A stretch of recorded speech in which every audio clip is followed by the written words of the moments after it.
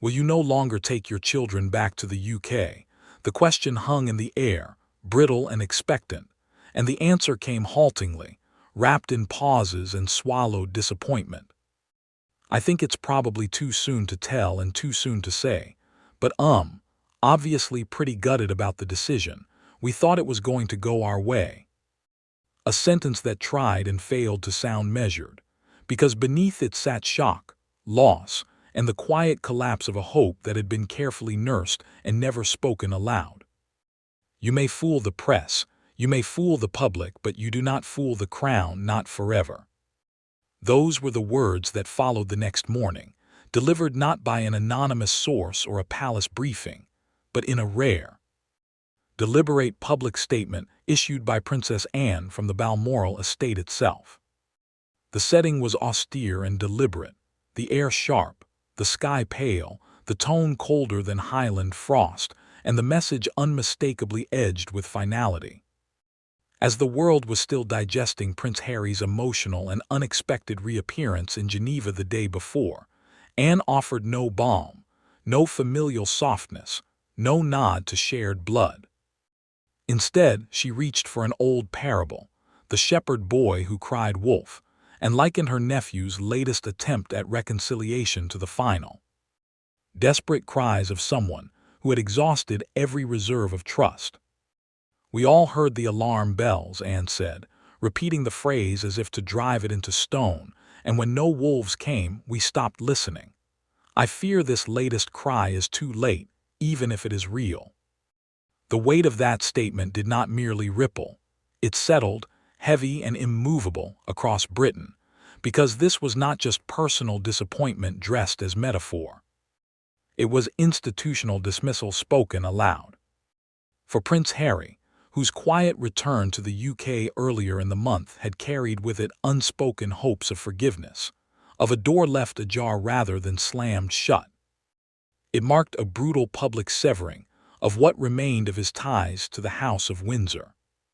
Earlier in the month, Harry had returned to London under the harsh, fluorescent glare of litigation, his presence tied not to ceremony but to the courtroom.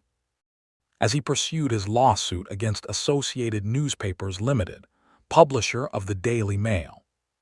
Fresh off a partial legal victory against Mirror Group newspapers, he was said to feel emboldened, even assured, his confidence buoyed by the sense that the tide, at least legally, was turning.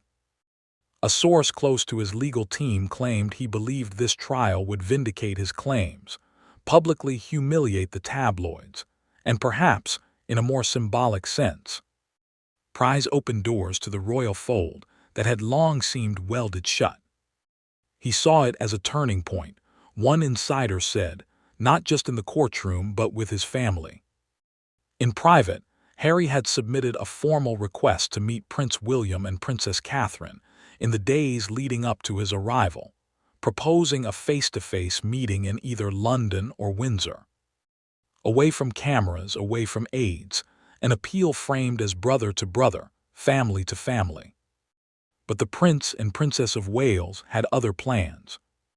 On January 16, one day before Harry's scheduled return, William and Catherine quietly boarded a royal jet bound for Aberdeenshire, later photographed visiting youth programs near Inverness. Kensington Palace insisted it was a long-standing commitment, routine, unavoidable, but the timeline told a sharper story. Had they waited 24 hours, the meeting Harry requested could have happened. Instead, the message was unmistakable. It was never going to. Throughout the court proceedings, Meghan Markle was notably absent, her team citing parental duties and a previously scheduled professional engagement. Yet sources close to the case confirmed that Meghan had made no formal request to attend, nor any visible effort to support Harry, either in person or through a statement.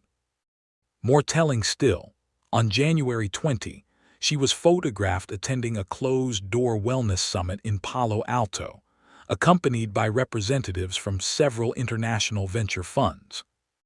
Her appearance, a crisp white pantsuit, no wedding ring in sight. sent social media into a speculative spiral that quickly became a storm. When it emerged, the event was sponsored by a Saudi-linked tech foundation whose founder, known in luxury circles only as MS, had long been rumored to be one of Meghan's key benefactors. "Let's stop pretending she's just networking," one former aide said bluntly. "These are positioning plays, strategic ones, and Harry knows it." As if history itself were circling back, renewed whispers began to surface about a former match, once discreetly favored by the palace for Harry before he met Meghan in 2016. Her name was Lady Arabella Montclair, daughter of Viscount Elverton and an alumna of St. Andrews University, the same graduating class as Catherine.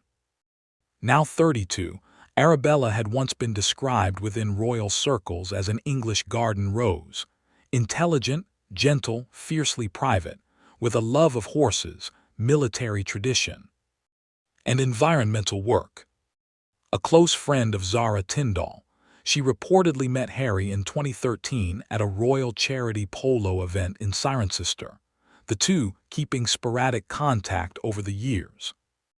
By late 2015, discussions quietly began about whether a courtship might be encouraged, but Harry, enamored with the freedom Meghan seemed to embody, declined. "I want to choose love, not what's expected of me," he told his father. Only later, one insider reflects, did he realize the two were not always at odds. Today, Arabella is married to a sustainability tech entrepreneur and expecting her second child. And for those watching from the sidelines, the contrast between what might have been and what unfolded has never felt sharper. By 2026, Harry's dream of escaping royal rigidity for Californian freedom had curdled into something far more cynical. The palace walls were gone, but control remained, only now the crown was not Elizabeth. At public events, from global citizen concerts to Netflix premieres, Harry increasingly appeared less a partner than a prop beside Meghan. Critics noted his near silence at the Ripple of Hope Gala in 2023, the Women of Vision Awards in 2024, the Invictus documentary launch in 2025. Moments where Meghan commanded the space and Harry hovered just off-center, smiling, saying little. He looked like a royal coat rack with good intentions, one former Netflix staffer remarked, charming but clearly lost. Privately, Harry confessed in a leaked call with a former military friend, "I used to be a man with a mission. Now I'm just a supporting character in someone else's show." The golden Californian dream had hardened into a glass prison of optics and performance, and what began as liberation calcified into an identity crisis born not of royal duty, but of eroded selfhood. By early 2024, the cracks were impossible to miss. Overshadowed by Meghan's expanding media ventures, Harry appeared subdued, absent from key brand launches, silent during press tour. In private, the cracks widened into chasms. The man once celebrated as a decorated officer and mental health advocate struggled to recognize himself, reduced, as one source put it, to a ceremonial husband in a brand campaign. Parenthood became the turning point. By the time Archie turned 5, Harry expressed concern about Meghan's inconsistent presence at home. According to staff at their Montecito estate, he repeatedly asked her to scale back travel, especially as Lilibet, barely 3, showed signs of distress. Meghan, focused on re-establishing herself as a global thought leader on resilience and equity, allegedly dismissed his pleas as patriarchal and regressive. The most unsettling moment came, insiders say, when Harry discovered a diamond-studded necklace delivered by private courier, labeled as a gift from a Middle Eastern client. Meghan brushed it off as promotional, but it was not the first gift nor the last. Designer bags, scarves, even art arrived without invoices. She said it was PR, a former employee recalled, but he knew something was wrong. Whispers grew around an elusive golf world mogul known for financing media ventures and collecting global muses. Though never photographed with Meghan, insiders say she met his team privately multiple times in late 2024 under philanthropic pretexts. Harry's discomfort escalated when he asked for boundaries. Meghan allegedly laughed, calling him a fragile remnant of the golden cage he once fled. He felt like a child told to be grateful for scraps in a home he built, a friend said. By August 2025, Harry quietly filed for unilateral divorce, citing irreconcilable ethical and emotional differences. Meghan's team pushed for mediation. When a photo of Lilibet in a hospital gown during a brief illness reached Harry, he withdrew the filing. The case existed publicly for just 72 hours before being sealed. Mediation followed, unresolved. He stayed for the children, but trust was gone. By the end of 2025, Harry had stopped speaking publicly. Meghan pressed ahead with solo branding. Deals stalled, foundations faltered, platforms evaporated. Then came the quiet resolve. On January 23, 2026, Harry renounced his California residency and declared his intention to relocate outside U.S. institutional frameworks. Financial ties were severed, staff released, assets returned. By week's end, he was in a modest leased house in Hampshire. No entourage, no spectacle, just a handwritten note left for a former staffer. "I lost myself, but I found a reason to start again. Even if I'm alone." Once again it was Princess Anne who spoke, recalling the shepherd boy, the wolf, the silence that follows too many false alarms. Behind palace walls, she had explored quiet pathways for Harry's return, but Geneva, sources say, crossed a line.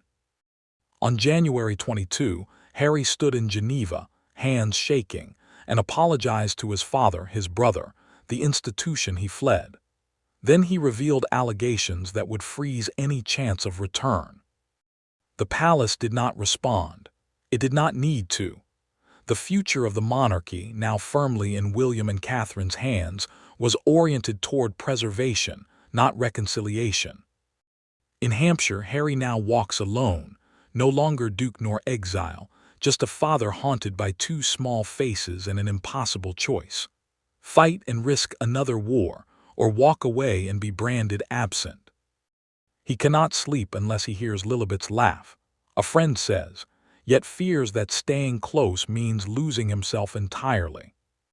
Mediation failed, custody remains constrained, and consent to bring the children to Britain has never come. As Harry retreats into silence, Meghan reemerges on the world stage, speaking of sovereignty, independence, leaving.